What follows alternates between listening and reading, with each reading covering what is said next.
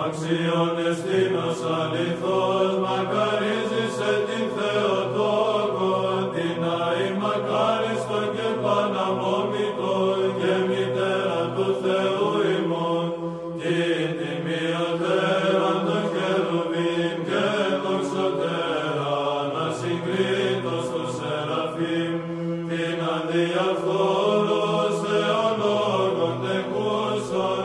δίνοντας Θεοτόκον σε μεγαλύνομεν, την υψηλότεραν των ουρανών και καθαρότεραν αμπιδών ομιλιακών, την παραμυθίαν ημών των παρικούς,